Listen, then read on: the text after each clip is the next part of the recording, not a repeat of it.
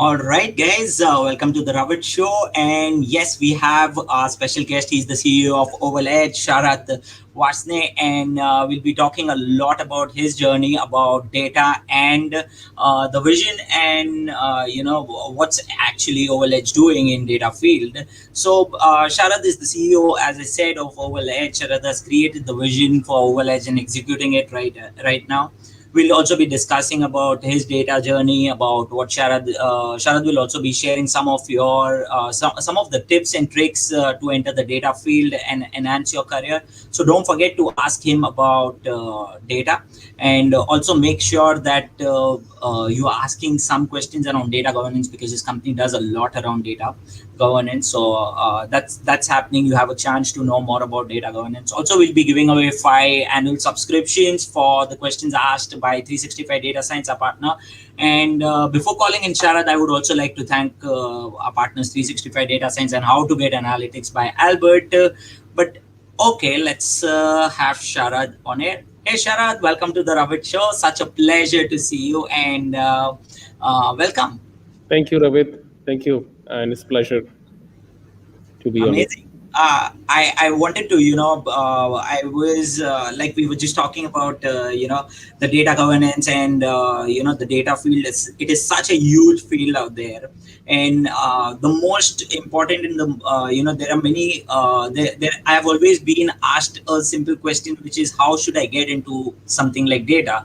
So today you are here to discuss about to share your tips and tricks, or how one can get into data field and all of those things. So looking forward to that. And before that, how about you introduce yourself? Oh, I'm Sharad Varshney. So I founded this company about 6 years ago now. And then before that, I was an architect with a company named Hortonworks. Now it's merged with Cloudera. It's a big data company.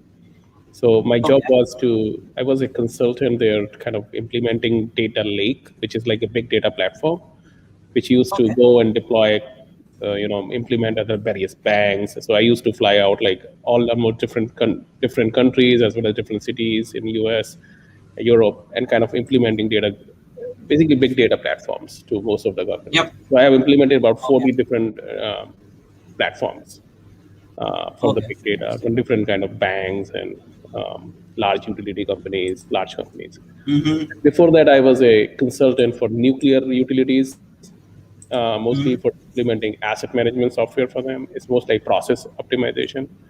And so my degree was in nuclear engineering from IIT Kanpur, so I thought it may be a good move for me. Although I was not using my degree, but I was kind of helping at these nuclear utility companies. So I have worked almost probably close to 15 different nuclear power plants in the US to kind of implementing their process optimization and implementing their process, basically fine-tuning their processes for maintenance management. So that's where we realized, so my background was process and technology when with Hortonworks. Now, so I thought maybe it's a good idea to, blend the knowledge of processes and technology together, and that's where the data governance started. And then we started creating this platform for data governance, and that's where I think the whole platform we created, like I would say, generally we said it's suite of tools to kind of have companies implement data governance with very ease. That's the main objective of OvalEdges.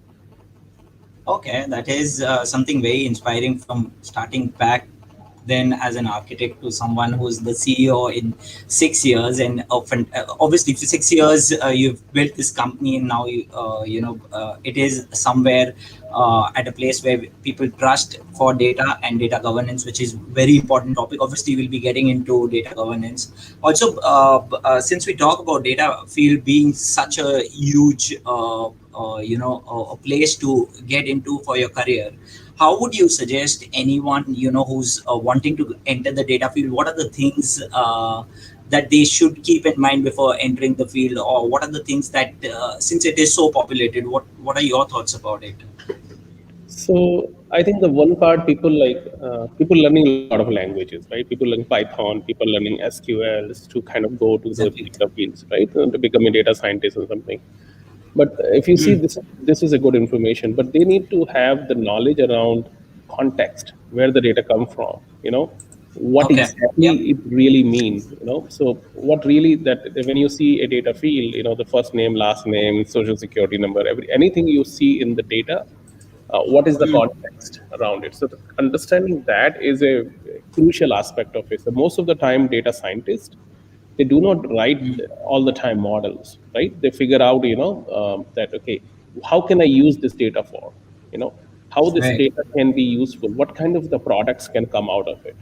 So you have to Mm. envision that how a specific data element can give me more and more solutions downstream, right? That is the key. Yep.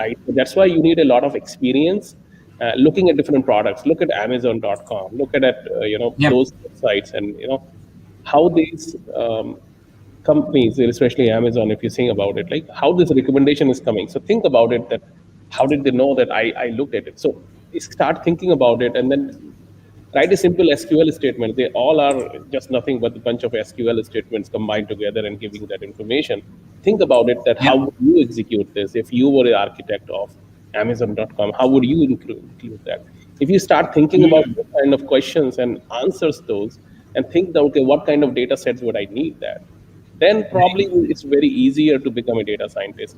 If you just learn Python and do the regression analysis and those kind of like any kind of thing, it will give you the job, but it will not make you a good data scientist until one die. So that is the part, generally, like a lot of your viewers might be want to become data scientists, or they want to come into the data field, so they have to start thinking Yeah. in that direction. And that is a Yeah. easy way to get to data field. Yeah, I think it's about the making sure that what you want and having that practical aspect and the application maybe of data, how is it used, is very important, and that's very very cool. Okay, we have a few folks joining in. We'll quickly greet them. Hey Shruti, how are you? We have Norman joining. Ayush is here. Fantastic. Vivek has a question. Vivek, okay, good evening. By right, in data science, does it mean you're going to discuss about ethical aspects of data science processes? We can definitely. If you have any questions, do float in. Let's see how it goes, Vivek. Okay, fantastic. Looks like a LinkedIn user is already enjoying the session, so that is cool. Hey, Albert. Yeah, better late than never. So, very cool. Sharad, also wanted to, quickly. I think I had a question about here from Aditi.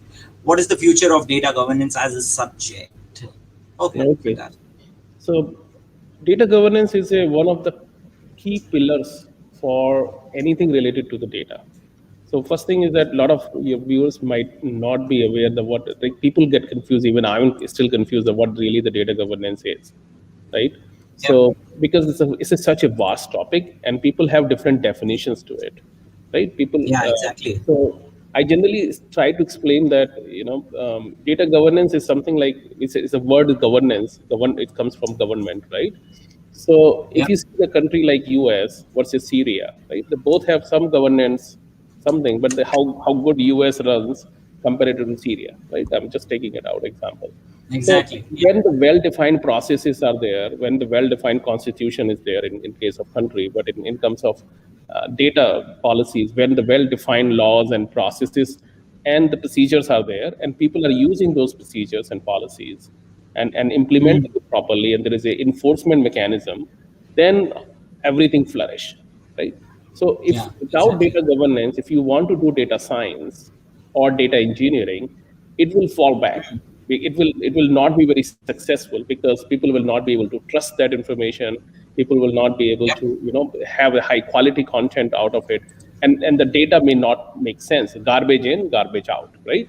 So the data Garbage in. governance, what it does is it basically ensures that when people have access to the data, first thing, they Yep. have the right appropriate access, and then it also Mm. ensures that it's actually worth your time and money, right? It's a quality content, quality data, right? So that is the job of the data governance. And it cannot be, it's not a tool which can be you apply it and then suddenly the data governance is done, right? Or it's Yeah, not like exactly. it's a complete processes, and it's implementation of those processes using tool. right? That's why we built this Yep. whole tool, right? How do we implement those processes? How will you enforce the policies, right? For Yeah. example, like if you see the government, they have a tool called police, right? It enforces Yep. everywhere. So same thing is like Exactly. that. We have this tool which like access management, right? Which basically ensure that all the accesses are proper, the auditing, and Mhm. so there are various tools are there in the data governance. So that's why it comes out, the data governance as a subject, it's here to stay, and it's not going Yep. anywhere, because it's ultimately, until unless you do data governance, then only the data science and data engineering and anything related to data will happen. And we believe Yeah, that that's so true. data driven analysis, data driven decision making is one part of it, but data driven products is going to be the heart and soul of the next generation of any products. So, for example, Amazon. If you go to Amazon.com, you see the data-driven products like recommendation engine, like what can I buy, how can I recommend more to buy. These are data products. Right. If Exactly. if you're typing something, the recommendation comes up. Those all are data products. We use this AI to kind of create those products, but it ultimately, that is where the next generation of the data products is going to be, and that's why the data governance is so important. Yeah, that totally makes sense. And we had a comment from Robert who says good data hygiene is crucial for our data, and that's so true. Also, we had an interesting question from Dharmendra Singhvi. Hi, Sharad, can you tell us about your inspiration to start OvalEdge? You're an inspiration already. Yep. Yeah, so my inspiration was that I was working with the data field, and I saw the problem which can be fixed, right? So we saw that, okay, this is the problem that, people, at that time, people wanted to build new data products, right? 7 years ago, Yeah. people wanted to create something new with the big data technology, but they really don't know how to do it. And then when they're putting all the data at one platform, they realize that they can't have access to it because of the PII control, because of the security problems.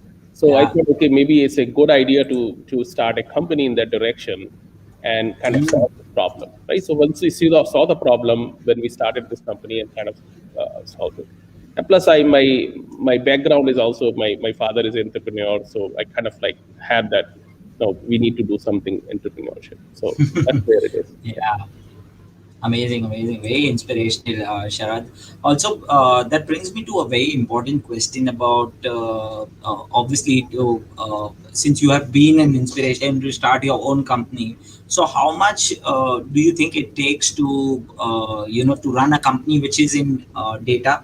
And obviously, it is competing today. There are many companies out there who are solving different problems in data, and there might be many competitors for you in the data governance field too. So how much it takes actually to just run a company which is competing around competing with so many already the companies. How does it feel, and how much does it take? It takes a lot. Means it's not a simple job to start a company. If you are doing for money Exactly. and if you are doing for that, it's not worthwhile, because you can make more money in by doing investing in Bitcoin, right? So, so That's so making true. money is not. I think you need to have a passion to solve the problem, and even when I started, I had some idea that no, I'm doing for money, but actually it came down, and then I realized this is not for money, actually for Yeah. solving the problem, and then money is the last thing which comes out of it. But Yeah. what will come out of is it makes you better person, because the first 4 year, the only thing I heard is no, your product does not work, your product is crappy, your product, there's so many no's, and that those no's and no's and negative feedback make it better and better, and now we see it, oh yes, oh, this is the best product I have ever seen, this is the best 1 hour we have implemented now. So this, we converted Yeah. that, because why we were able to do this, because we heard so many no's, we heard so many challenges which is Exactly. customer had it already, and those are the no's and everything make it yes, and that's why.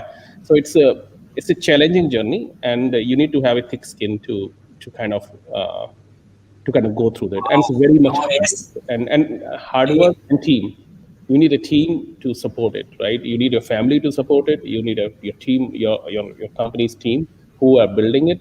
They need to have a just a passion as well as just a belief that it will work one day. Because at the one first idea and first thing doesn't work always. It's, you know that you're going have a lot of passion and it's going to work. In your brain it is working, but then you put on a paper and you put deploy it, you realize, oh, this is not what is coming out, and then you keep doing it. Yeah, But then you have to iterate it and iterate it and iterate it, and that's where you started seeing that yes, it started working. So that's how the any product idea works. But it's really very rewarding when it works. In terms of the satisfaction when we demonstrate our product to customers and customers say, oh, this is the yep, best product we have seen so far, and it makes it, and we compete with giants. We compete with uh, exactly. very very like I don't want to give the name, but they are like Fortune like top companies, right? So we compete with Yeah, them, exactly. and then after that, once we compete with the giants, and they like, okay, these the other competition is nothing compared to what we have created. It gives a great sense of joy that what we have created is really because what customer is asking, and what they have done is because they never heard no's as much as because of their career they were internally process oriented, and then that's how they came up with that. And what we have seen is No, our journey is different than any enterprise company who exactly. want to create, and that is one of the reason the startup products are generally better comparative to what big companies creates that, because they're trying to use their own existing product, trying to merge around this. They create four different products and they're trying to merge into one, while ours is ground up built to solve all these problems of data governance. Yeah, I can totally imagine when you say that first 4 years were just about no. So one has to have that thick skin to understand that, and it should be, very confident that okay, I'm okay to take a no, but I'll build something. And to have that patience is very difficult, because and then again, you know that even if you get into that market, if you get a first yes, you're still competing with someone who's a tech giant, and you need to get that market share towards OvalEdge, which will be a challenge definitely. But I think obviously you've tested and learned, and that's why your product is flourishing now and it's doing so good. So yeah, a very inspiring journey, and thanks for sharing that. That early stages struggle, because everyone thinks that it is okay. You can just build your company today. You can put a startup. You can get funds and all of those things. You can raise, but it is very difficult to do that. It's not that easy. It kind of takes a lot of responsibilities, and then you have to have a vision. You have to have that patience, and it is fantastic. Okay, that brings me up okay, I'll just lighten up a little, and we'll take a question from a student. Okay, even champ. Hi Sharad, I'm a student who is just deciding to make my part towards a career, and would love to know your thoughts on how I can start with data science as a career. Thanks. Okay. Yeah, so I think somebody starting as a career and then they want to come into data science field, the first thing is they have to know the languages. They need to know Python. They need to know Javas, and at least the Python is the biggest language right now people are using, but SQL is a basic language they need to know. So the language capable understanding that the coding, and then the understand the context around it. How the data can be used, and as well as play with the data. So I do not recommend too much to play with the competitiveness, Yeah. because competition, you will like a Kaggle or something, they will have a very standard, the data is clean, you are actually writing the model, and that is Mm, not the real problem data scientists are solving on today's time. The maximum problem comes beforehand, right? To get to the yep. data to that stage and what to build, right? So the question in about the data scientist is how to get the data and what to build rather than how to build it, right? Yep. Because people might be thinking, oh, I've been assigned to a project and the project has been there, and that means people have thought about it. Nobody knows that right now. Even within the companies, everybody is looking for ideas that what to build and how to create those value in the company, right? So Yeah. the mindset have to be changed in that area, rather just doing hows, but why, and and where to get the data from. Is there a commercial data available? Is there some sort of a, can I find some other data sources from anywhere? Can I go to the data, um, there's a US census data. There's so much data available nowadays. Exactly, Outside world. exactly. So so rather than going to the Kaggle and going one competition and figuring out and then doing that, I would say that find two different data sets, one for Medicare, one for healthcare, and trying to create some new value from it. And if you can solve that problem, you will definitely go a big, that means you're cleansing the data, you are creating the model, you're doing the complete cycle, and you have vision to create new data products. uh, Hmm. that is the area Yeah, that I becomes think that makes you better definitely. data scientist. Yeah, I think that definitely helps champ to just go ahead and do something which is first thing, obviously learn languages, which is the base to start and get into a career, and make sure that you are very well versed about it, and then also about the data sets. Very, very cool. And okay, I'll quickly take another question from Neeraj Satpal.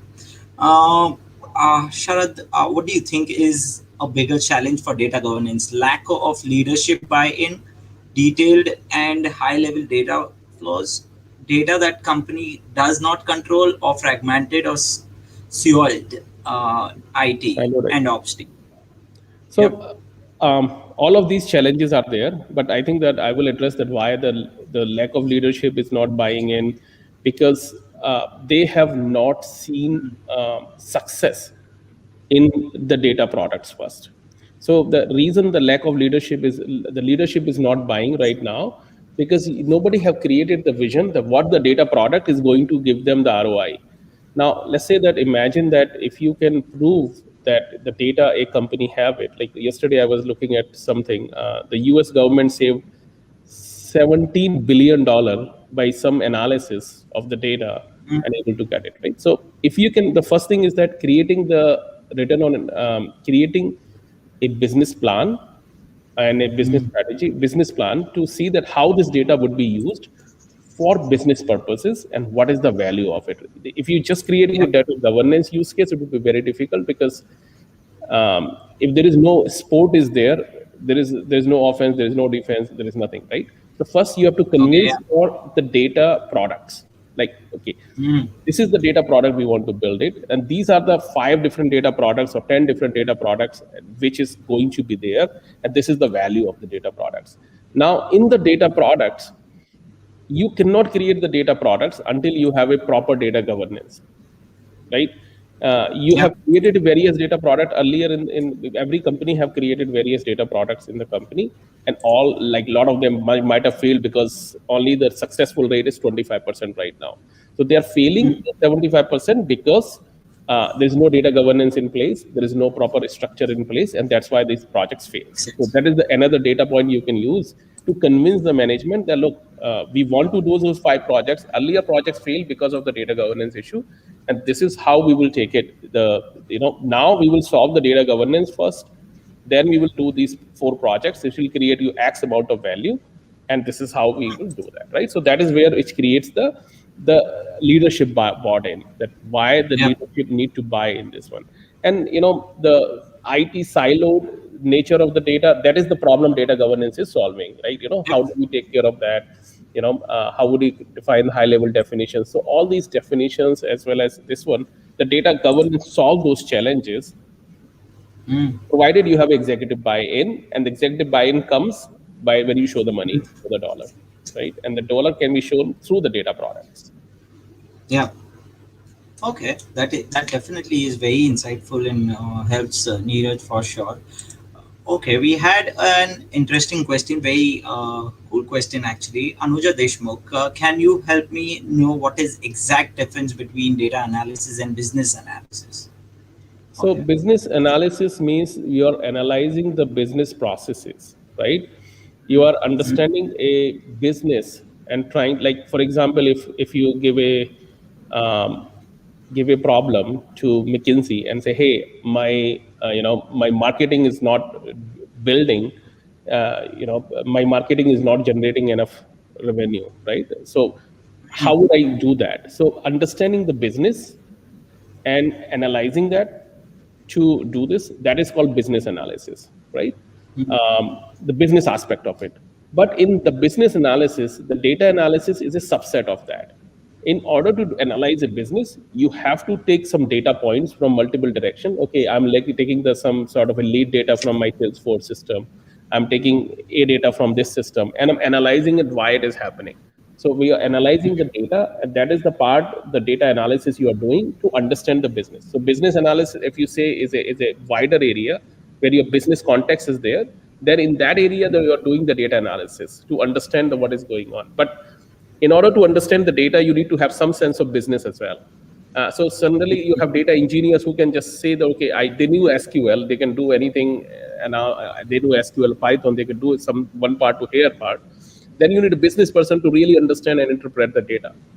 Otherwise, the data, so that is why if somebody have the business knowledge and data knowledge together, that can be a very good business analyst, or the data analysis somebody is at the which sits understand only the data but does not have a lot of business knowledge. Database.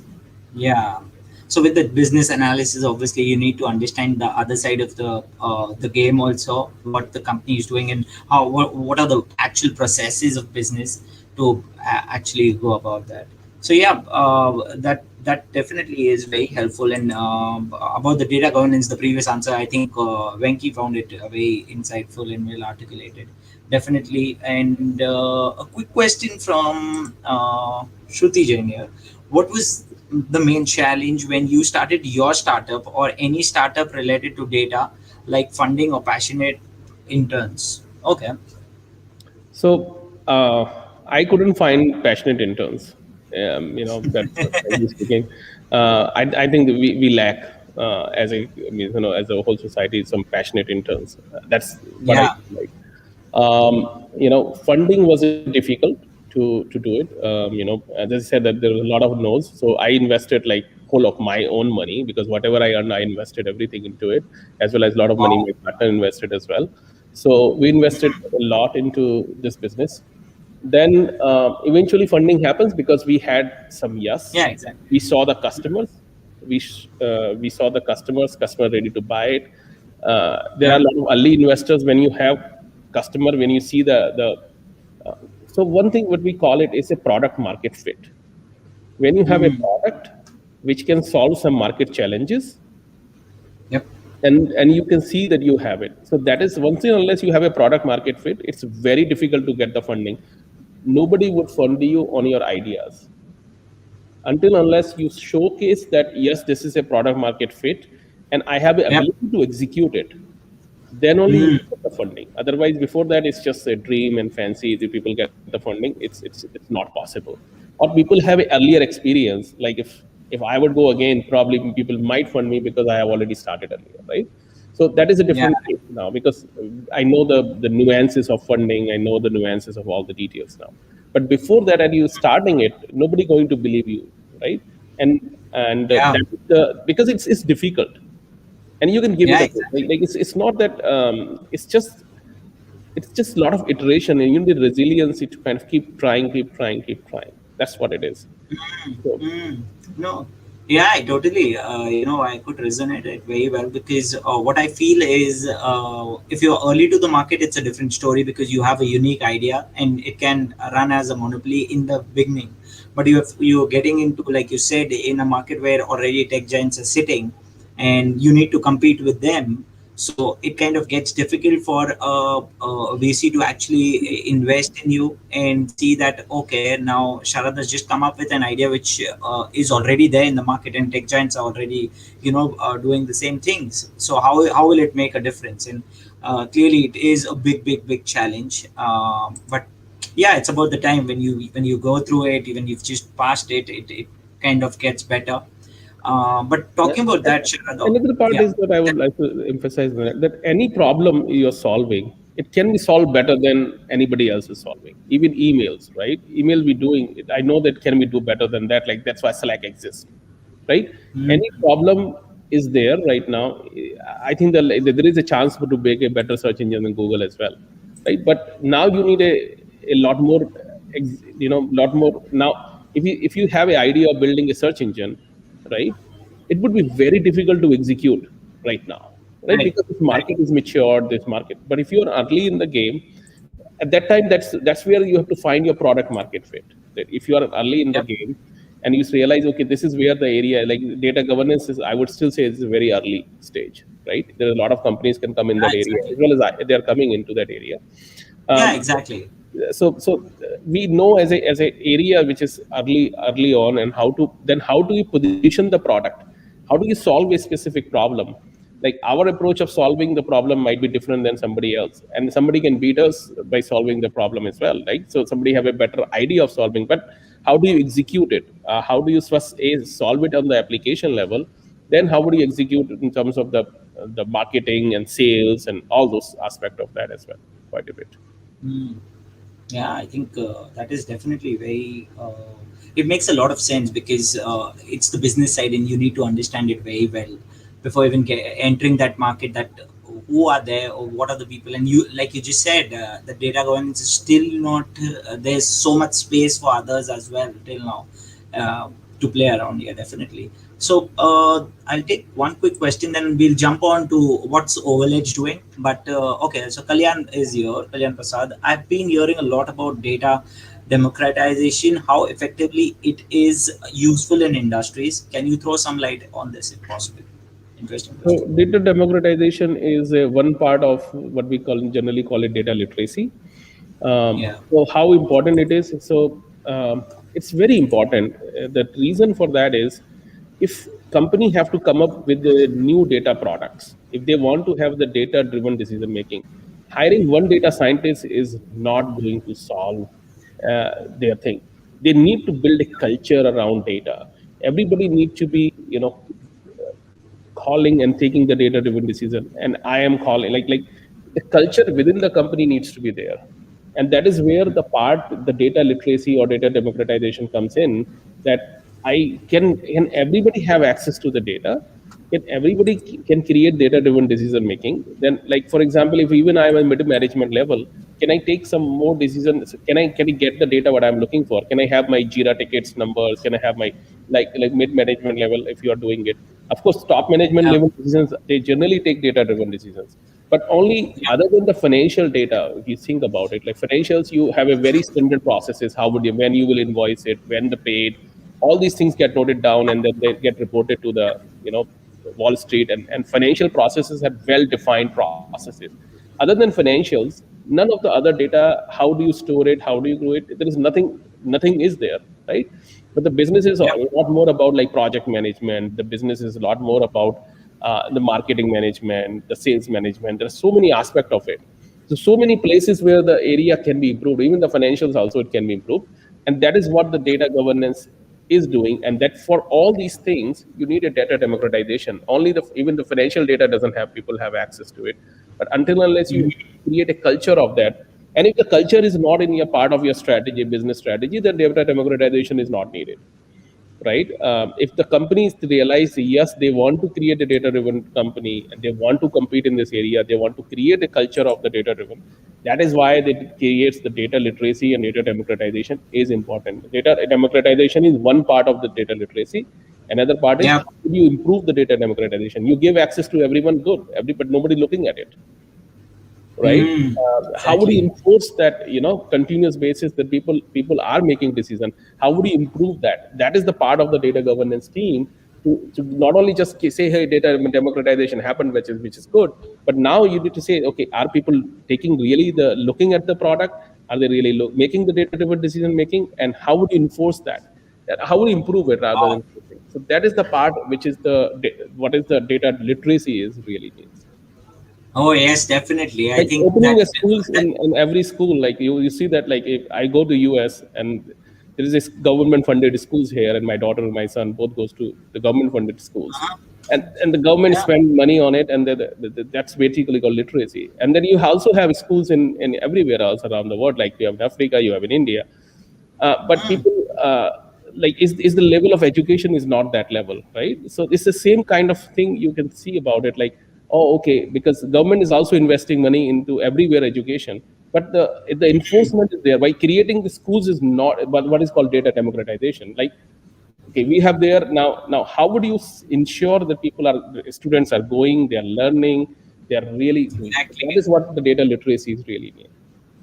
Oh yes, I think Kalyan agrees to that. A wonderful answer, Sharad, indeed, because it kind of explores everything. How when you say you need to be a data literate first to understand data, and being that literate is not easy. Obviously, you need to understand things. There are various factors to it, and you've just summed it up very well. So thanks for that answer. Okay, we'll quickly jump on to different questions. There are many questions, but before that, I would want to know more about what's OvalEdge is doing. And I can actually open up the website. What's new? What's happening? What's next coming up? A quick summary, if you can give us, Sharad, it would be great because people would be actually resonating it very well what you've just spoken about. So yeah, I'll just quickly share. Yeah. So OvalEdge is a product which sits in which basically connects to all the data sources, right? So whenever, like, say for example, company might have any organization have multiple databases, data, the reporting systems, they have various kind of data sources. So the OvalEdge creates a catalog of all the data. So now you have a data catalog. Now it's Yep. easy. Now you can democratize the data. You can give access to everyone. But how can you give access to everyone? You cannot, because you have to ensure that there is a regulations are there, privacy regulations. You cannot give one person's salary information to another person, right? That will go out of, Yeah, the company exactly. will have a lot of problem. So those kind of, what we call it, like the governance policies, you have to put it in place, that you put it in our product. And then after that, Yep. you can democratize the data. But again, as you say, that democratize the data is not going to make sure that people are data literate. But how would you ensure that, what kind of best practices you use to kind of like keep using that, and how you make them data literate? So that is what we call it, like, so that our product not only is just a tool to provide the data democratization, understanding of the data. They understand Yep. where the data come from, where it goes, the lineage aspects, what we Exactly. call it. So there are various Mhm. aspects and all the procedures you put it in product, and then you make people data literate through our Okay. product, right? Fantastic. Then you improve the Yep. quality of the data. So once people are literate, then you improve the quality of the data. Then people say, hey, my product, my data quality is not good here. Can you do the root cause analysis? Can you find it? So there's a whole procedures and the Exactly. policies are there, which help you to first make people data literate, then to make them the better data quality. And once you have a better data quality, then a lot of people do the faster analytics. Hmm. So doing the analytics much more faster, that is the another part, business use cases we have it. And then of course the privacy and security, because now there is a GDPR, CCPA, even India is coming up with their own law of privacy. So there are various Yep. privacy laws which you really have to take care of it. There is not up to you whether you do data governance or not. It's government is asking you to do data governance now. So you have to Hmm. at least use those, you have to implement at least the privacy data into it. So that is the another Yep. part which we take care of all the aspect of it. So we are complete end to end data governance suite.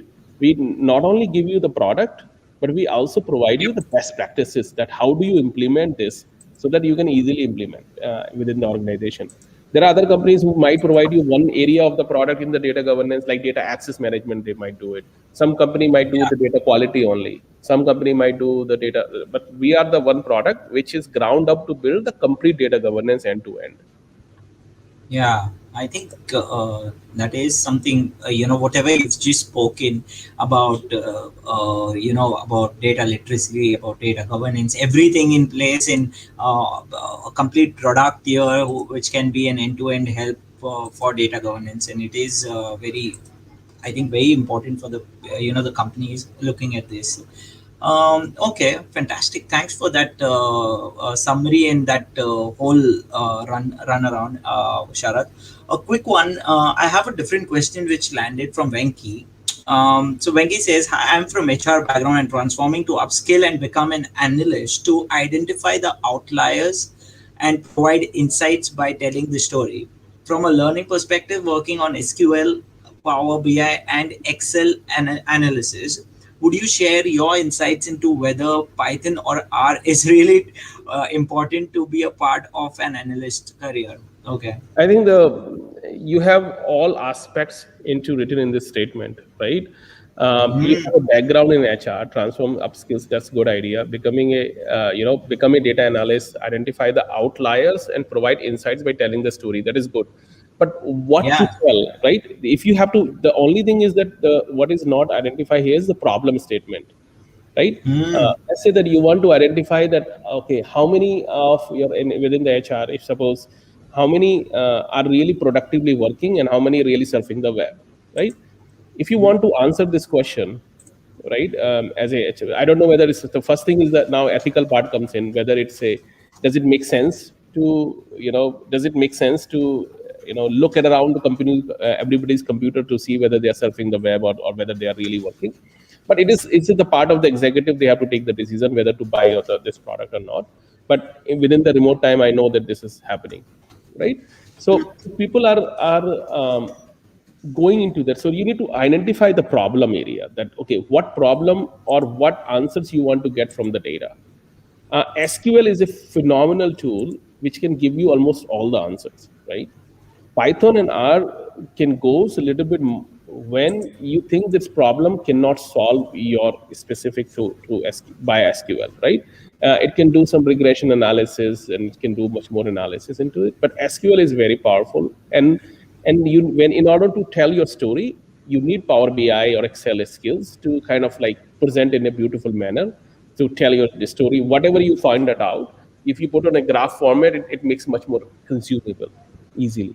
So the first thing you have to improve is your communication skills, not in terms of the words and sentences, but in terms of understanding the data, putting it on a proper terms, and explain that what exactly Yep. is happening. So the communication is very important to display everything in as little subject as little words as possible, so the people can easily consume it. So if you can work on your communication aspect in terms of delivering the messaging, the message aspect of it, and telling the story nicely, that is what it is important. Python and R and something are, again, there are so many language will keep changing again and again, but the Exactly. knowing basics is very important. And of course, as many language you know, it would be better. Means, it's not that Yeah. as many, it creates your wider set of it. Like I personally knows like Java, SQL, Yeah. machine It's a learning. journey. So I know a lot of languages, and I learned like all languages in my career, and I can still program. I mean, and I can still do Wow. the programming. Yeah. So it's not that the programming is like a lot of people. I sometimes feel that they want to go to the management level, that they don't want to program anymore. But if you have the programming aptitude, it will make you a better leader. It will make you a better person. I would say that at least give you the grasp on the like what is happening. So that is important to keep learning Exactly. the languages as well as keep thinking about the business problem as well. Yeah, I think Shad, you've answered it so well, because it kind of, from a leadership level, it's coming where you're saying that it is very important to program today as well. It's not like you're a leader and you don't want to program, and if you don't have that experience in programming, you wouldn't know what's happening, downstairs, and who's doing what, and then you'll kind of be in a place where you're just sitting behind the scenes and you're like, okay, I'm the CEO, but I don't know anything that's happening. That's been managed by someone else. But yeah, great tips there. There was an interesting question from Kala Silvan.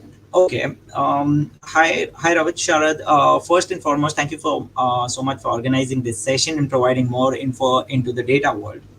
The question is, what's the significant difference between a data engineer and a data science role? Data scientist, I suppose that means. It seems most of the organizations are confused in hiring right resources suitable for roles. Sometimes data scientists are expected to perform data engineer role. Your thoughts on this, please? Yeah, very So interesting. that's good. No, it's a very good, interesting question. Yep. Um, Most of the time, in terms of the language around data scientists and data engineers, people when people hire, they think if they want to hire more senior person, they want to look for data scientists. If they want to hire more junior person, Mm. they want to hire data engineer. That is something the mindset of the people right now. Okay, Yeah, what is the exactly. real difference between the data engineering and data scientists? Data engineers are somebody who's mostly moving the data around. Like, okay, the data is in a application. Let me move this data to the data warehouse. Let me move this data to data lake. Let me kind of figure it out. Let me like all engineering aspect of that data movement around. That is generally considered in the data engineering aspect of it, like writing Right. some sort of a code to move the data around, something like that, and analysis of it. Then data scientists generally analyze the data and creates Exactly. more uses of that. So that, okay, now the data is here in this one. Lot of data scientists are mostly use Excel to create more business models and something like that. Right now, it has been moved to, because Excels you can have up to say 70,000 or 100,000 data element. If you the data goes more than this, it need to stay in the database. Excel is you cannot store 1 million rows in Excel, right? It will just not open it up. So if you have more data, then it goes to other tools like a database. And if you have even more, if you have billion rows, it doesn't go, even database doesn't handle it, like SQL databases, MySQL, etc. Then it need to go to some big databases like Snowflake or Hadoop and those kind of things, right? So that the data goes. Now the different languages have different databases, different languages run on different databases. Now the data scientist who is good in Excel, or data scientist who is good have understanding, it is good for good data sources, small data sources, but he or she may not have the skills to do the same analysis on big data set, right? Because you need a, or now you need to have a different language which works on say Hadoop. You need to know Yeah. Spark, and Spark is a different language.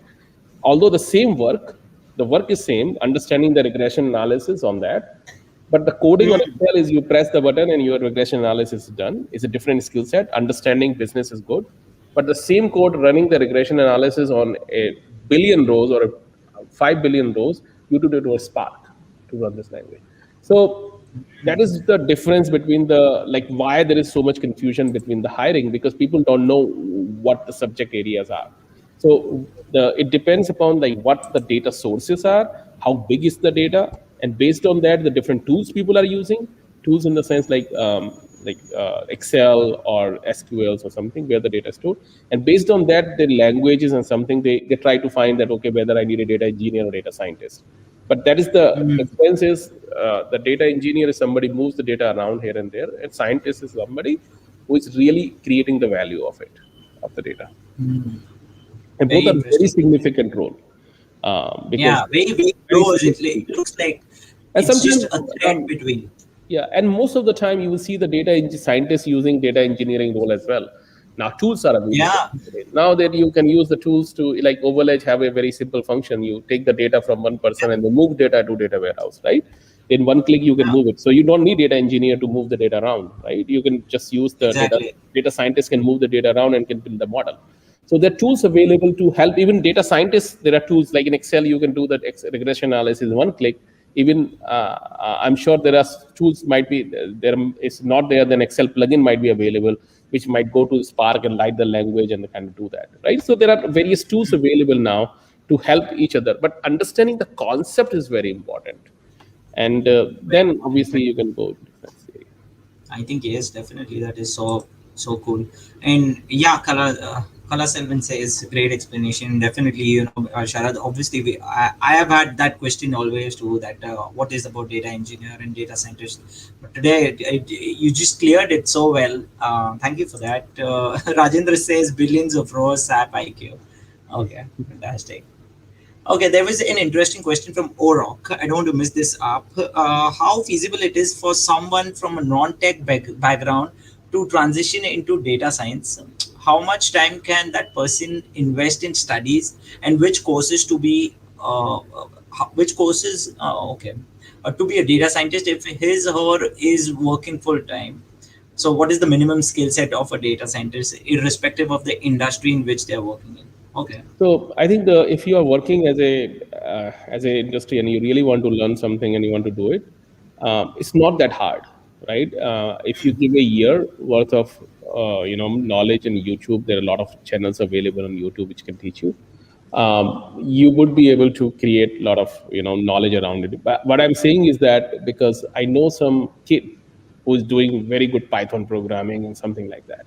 So they Yeah. really learn everything in one year, right? So it's the Again, everybody's skill set is different, everybody's mindset is different, everybody's so I cannot really say that how much time it will take, but in average, if you give 1 year for learning data science, and if you're working full time, even you give some time, like 1 hour, 2 hour every day, find a problem which can be solved through that. And because if you're working in some business, then you have some idea of business, right, which is good. Now you can bring, now you just need to learn technology aspect of it.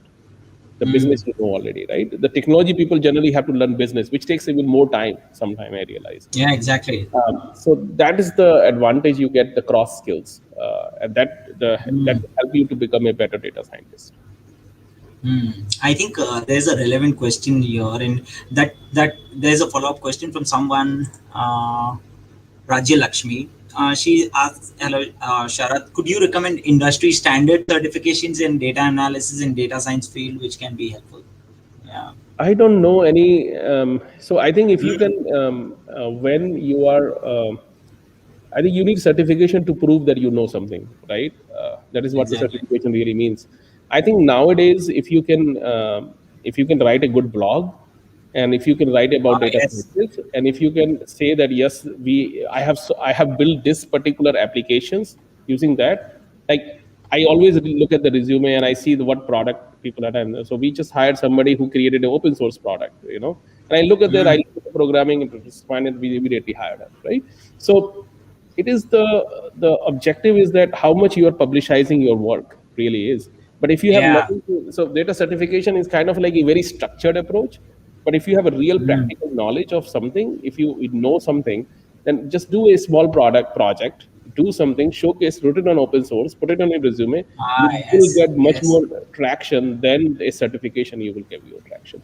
Yeah, I think recently I read a blog where it said certainly something very similar, where it said go out and do projects, feature your projects, get into practical aspects, do more of practical work. Okay, courses and books will help you build those projects, but in the end, when you have an HR in front of you, you'll need to show something, and you can't show obviously the certification, because I think the HR would ask you about a project that you have done in that domain if you have something. So that's like a bonus. Obviously, it can be a different ball game altogether where it's not required, but sometimes it is required. So yeah, blogs and showing your work maybe on GitHub and all of those things kind of is very helpful.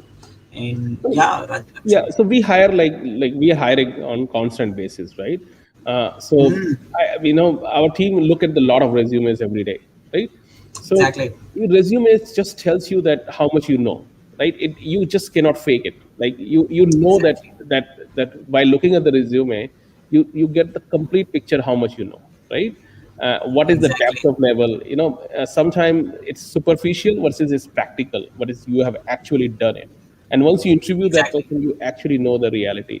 So I True. would say that better to learn something and then you put it, and put the what you know, you put that information. I'm not in any strong favor of any kind of certification much.